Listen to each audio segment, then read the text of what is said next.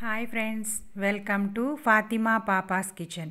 ఈరోజు రెసిపీ వచ్చేసి చాలా టేస్టీ అయినటువంటి చింతకాయ పచ్చడి అండి. పచ్చి చింతకాయ పచ్చడి చాలామంది చాలా ఇష్టంగా తింటారు. ఇది సీజన్ కాబట్టి సీజనల్ పచ్చడి చూపిస్తున్నాను అన్నమాట. చాలా టేస్టీగా, చాలా ఈజీగా అని అసలు మనం అన్నంలో కానీ టిఫిన్స్తో కానీ సర్వ్ చేసుకోవచ్చు అనమాట. చాలా బాగుంటుంది. సో ఒకసారి తప్పకుండా ట్రై చేయండి. సో మొదలు పెడదాం. దీనికోసం నేను పచ్చి చింతకాయలు తీసుకున్నానండి. అవి దగ్గర 1 కిలో వరకు అట్లా ఉన్నాయన్నమాట. దీంట్లో వేస్టేజ్ అనేది ఎక్కువగా పోతుంది. సో 1 కిలో పచ్చి చింతకాయలు తీసుకొని దాన్ని మొత్తాన్ని శుభ్రంగా కడిగి తీసుకోవాలి. ఇలా శుభ్రంగా కడిగింది బాగా అంటే తడి ఉండకూడదండి, మొత్తం కంప్లీట్గా ఆరాలి. చూడండి, వేస్టేజు ఆ తర్వాత వెనకనున్న తొడెములు అవన్నీ తీసేసి శుభ్రంగా కడుక్కొని జల్లెడికి వేసుకున్నాను. ఆ తర్వాత ఇదంతా నీళ్లు మొత్తం అంటే నీళ్లు ఉండకూడదండి. నీళ్లు ఉండకపోతేనే మనకి పచ్చడి అనేది నిల్వ ఉంటుంది. సో ఇలా మొత్తం మనం శుభ్రంగా కడుక్కొని వేస్టేజ్ అంతా తీసేసి ఇప్పుడు కొంచెం ఆరిన తర్వాత దాన్ని ఒక హాఫ్ చేయాలండి. పైన తొక్క ఏం తీయకుండా, పైన స్కిన్ అనేది ఏం తీయకుండా మొత్తానికి సగానికి కట్ చేసుకోవాలి. సగానికి కట్ చేసుకుంటే ఏమవుతుందంటే లోపలున్న గింజలు మొత్తాన్ని తీసేయాలన్నమాట. ఇలా సగానికి కట్ చేసుకొని లోపలున్న గింజలన్నీ తీసేసుకొని ప్రిపేర్ చేసుకోవాలి మనం. చూడండి, ఇలా గింజలు తీసేసుకొని ఇది గింజలు తీసుకున్న వాటిని మొత్తాన్ని వేరొక బౌల్లో వేసుకొని రెడీ చేసుకోవాలి. ఇది కొంచెం ప్రాసెస్ ఉంటుందండి. ఆ తర్వాత దీన్ని చట్నీ చేయటం అనేది చాలా ఈజీ అనమాట.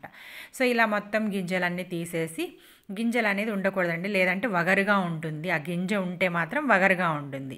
సో అందుకని ఆ గింజలన్నీ కంప్లీట్గా చక్కగా తీసేయాలి. ఇది కొంచెం టైం టేకింగ్ అనమాట. ఇలా మొత్తం తీసేసుకొని రెడీగా పెట్టుకున్నానండి. యాక్చువల్గా ఇది ముందు రోజు తీసాను నేను, అంటే నెక్స్ట్ డే చట్నీ ప్రిపేర్ చేస్తున్నాను అనమాట. నాకు టైం లేక అందుకని కొంచెం ఎండిపోయినట్టుగా ఉన్నాయి. అప్పటికప్పుడైతే మీకు ఫ్రెష్గా గ్రీన్ కలర్లో కనిపిస్తాయి.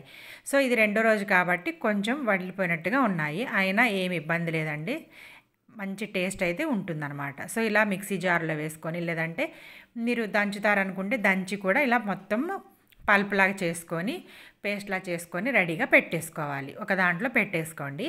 పెట్టేసుకున్న తర్వాత ఈ చింతపండు పల్ప్ అనేది మనం ఇలా పెట్టేసి దీంట్లో మామూలుగా మనం ఫ్రీజర్లో అయినా స్టోర్ చేసుకొని పప్పుల్లో లేదంటే పులుసు కూరల్లో కూడా ఈ చింతపండు పులుపుని వాడచ్చు. ఇలా కూడా స్టోర్ చేసేసుకోవచ్చు అండి మనం. కాకపోతే బయట స్టోర్ చేసుకున్నారనుకోండి, దాంట్లో కొంచెం ఉప్పు పసుపు అనేది ఎక్కువగా వేసి పక్కన పెట్టేస్తే మనకి బయట కూడా నిల్వ ఉంటుందన్నమాట. సో ఇప్పుడు దాన్ని అలా పక్కన పెట్టేసి అదే మిక్సీ జార్లో నేను ఒక 5 టేబుల్ స్పూన్లకు సంబంధించిన మెజర్ అనమాట. ఇది 5 టేబుల్ స్పూన్ల చింతకాయ పల్ప్ తీసుకుంటే నేను ఒక 10 నుంచి 12 పచ్చిమిరపకాయలు, ఒక 15 వెల్లుల్లి రెబ్బలు, ఒక అర టీ స్పూన్ పసుపు, ఆ తర్వాత రుచికి సరిపడా ఉప్పు, ఆ తర్వాత 1 టేబుల్ స్పూన్ వరకు జీలకర్ర తీసుకుని ఇప్పుడు మొత్తాన్ని మనం బాగా మిక్స్ చేయాలండి. ఇది కొంచెం బరకగా మనం పేస్ట్ చేసుకోవాలి. ఎందుకంటే మనకి చింతపండు పులుసు అనేది ఆల్రెడీ పల్ప్ చేసుకున్నాం కాబట్టి దీన్ని కొంచెం బరకగా గ్రైండ్ చేసుకోవాలి. గ్రైండ్ చేసుకున్న తర్వాత ఇది చూడండి, ఇలా మొత్తం గ్రైండ్ చేసుకున్న తర్వాత దీంట్లోకి నేను ఒక 5 టేబుల్ స్పూన్ల చింతకాయ పల్పు, మనం ఆల్రెడీ పేస్ట్ చేసుకున్న చింతకాయ పల్పు ఉంది కదండి, దాన్ని తీసుకొని ఆ పేస్ట్ని తీసుకొని దీంట్లో వేసేయాలి.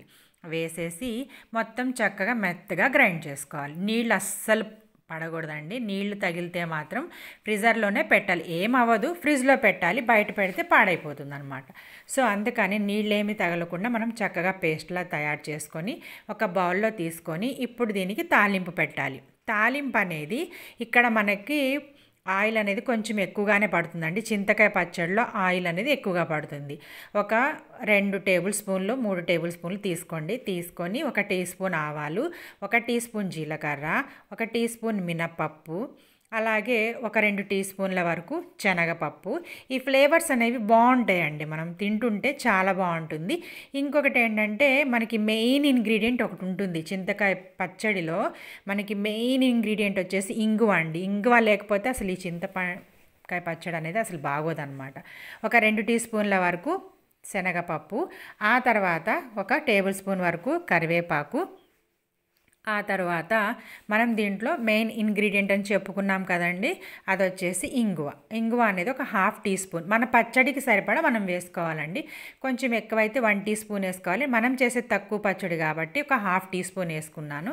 ఆ తర్వాత మీకు ఇష్టపడితే, నేను వెల్లుల్లిపాయలు దాంట్లో వేసాను కాబట్టి దీంట్లో వేయట్లేదండి, వెల్లుల్లిపాయలు వేసుకోవచ్చు. ఆ తర్వాత ఎండుమిరపకాయలు కూడా వేసుకోవచ్చు. సో నాకు దాంట్లో కొంచెం కారం ఎక్కువగా ఉందని చెప్పేసి నేను దీంట్లో ఎండుమిరపకాయలు వేయట్లేదు. కాకపోతే మీరు తాలింపులో హ్యాపీగా వేసుకోవచ్చు, వెల్లుల్లిపాయలు వేసుకోవచ్చు, ఎండుమిరపకాయలు వేసుకొని తాలింపు కొంచెం డార్క్, కొంచెం అంటే ఆ పప్పులన్నీ ఉడికింది ఫ్రై అయిన తర్వాత ఇప్పుడు దాన్ని మొత్తాన్ని తీసుకొని మనం ఈ పచ్చళ్ళకి వేసేయాలి. చూడండి పచ్చడి కానీ కలిపిన తర్వాత ఇంత ఆయిల్ మనకు కనిపించదండి, అందుకనే చింతపండు పచ్చడి అనేది కొంచెం ఆయిల్ ఎక్కువగా తీసుకుంటుంది.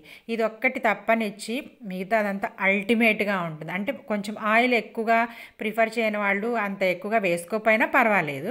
ఇలా పచ్చడి చేసుకుంటే మనం తినేది కొంచెమే కాబట్టి, ఎప్పుడైనా సీజనల్ కాబట్టి పర్లేదండి, తినేయచ్చు.